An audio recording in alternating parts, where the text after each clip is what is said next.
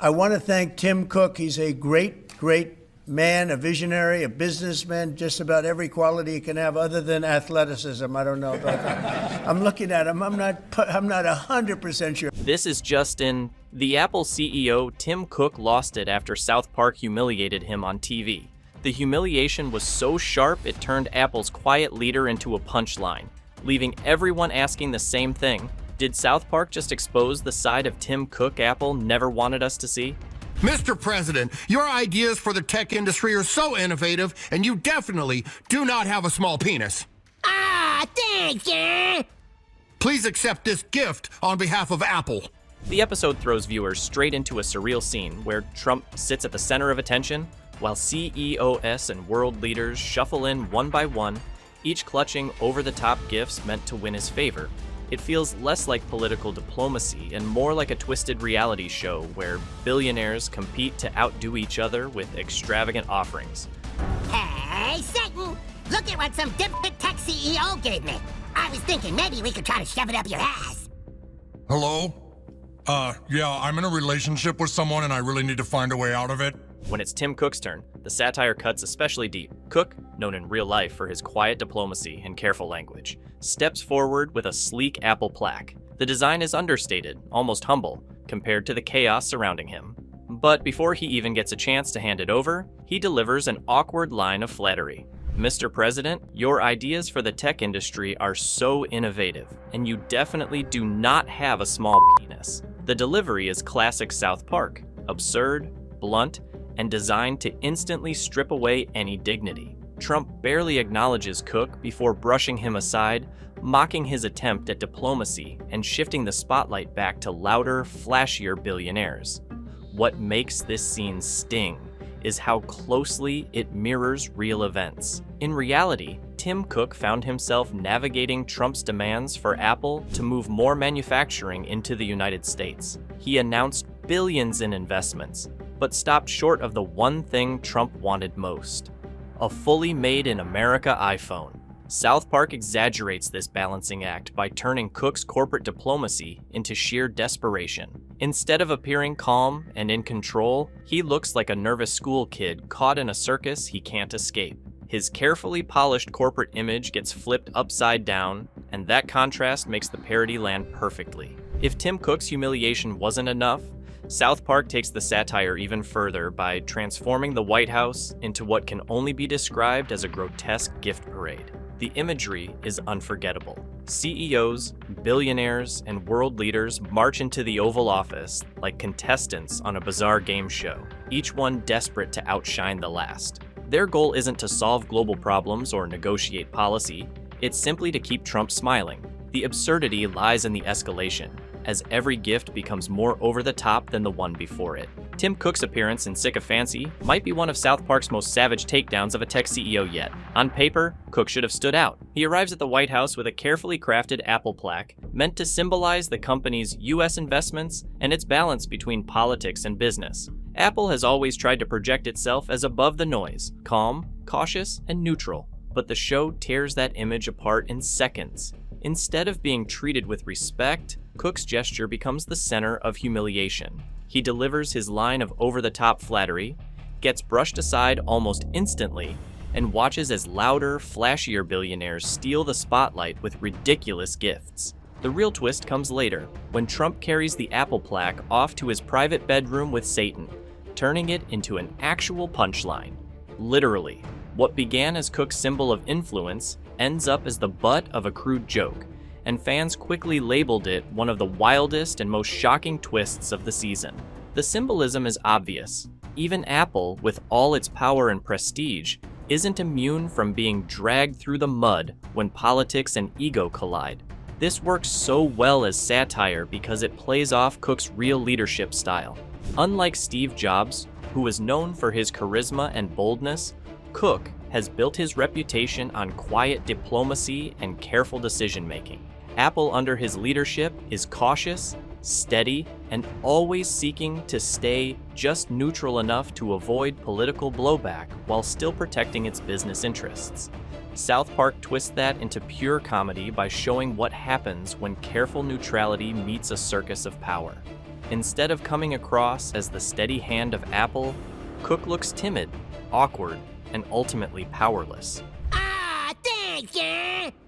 Please accept this gift on behalf of Apple. Next! While Tim Cook is being dragged through the mud at the White House, another subplot unfolds that takes aim at the tech industry's biggest obsession right now, artificial intelligence.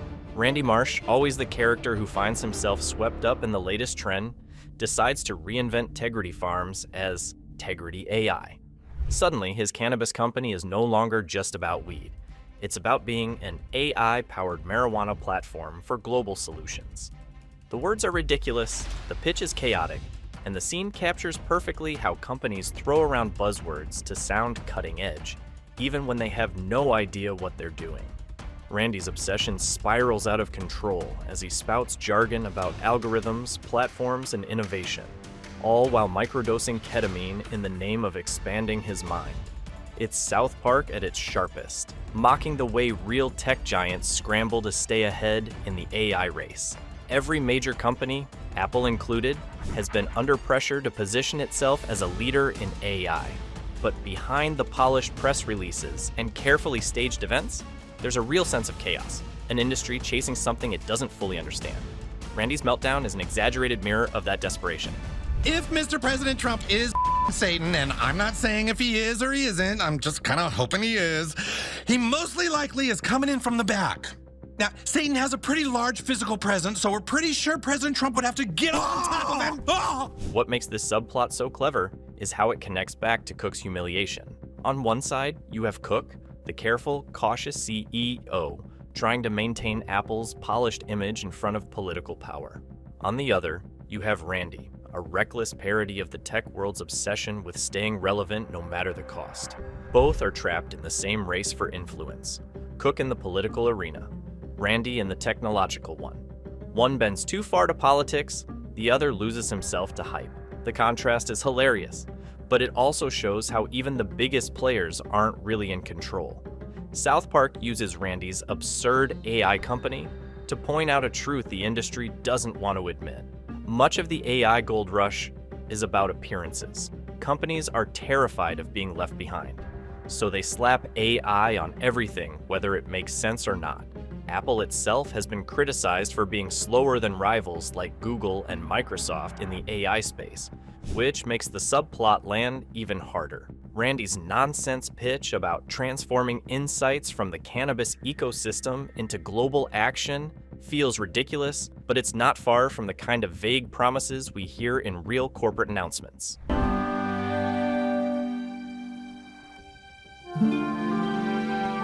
Satan? Why are you so sad? The second South Park aired Tim Cook's cameo, the internet went into overdrive. Fans clipped the moment of him nervously praising Trump, holding his polished Apple plaque, and instantly it started trending across every major platform. Twitter was filled with side-by-side memes comparing Cook to an awkward intern, while TikTok users looped his line about Trump's not small penis into parody songs and lip syncs. Reddit threads blew up with debates, some calling it the sharpest parody of the season. Others insisting it was one of the most brutal character assassinations the show has pulled in years. Whatever side people were on, one thing was clear: Cook's appearance had stolen the spotlight, and South Park once again had the internet eating out of its hands. What made the moment so viral is how well it punctured Apple's carefully managed image. For decades, Apple has prided itself on looking untouchable: polished hardware, sleek marketing, and a CEO who embodies calm control. Tim Cook inherited Steve Jobs' empire and built it into one of the most valuable companies in the world by projecting stability. But South Park flipped that persona in seconds, reducing Cook to a jittery participant in a White House circus. The contrast between Apple's real-world aura of confidence and its on-screen collapse into chaos was irresistible for meme culture. It was a perfect storm: a powerful CEO, a global brand, and a moment of pure humiliation exaggerated just enough to feel uncomfortably real. No, I'm not Satan!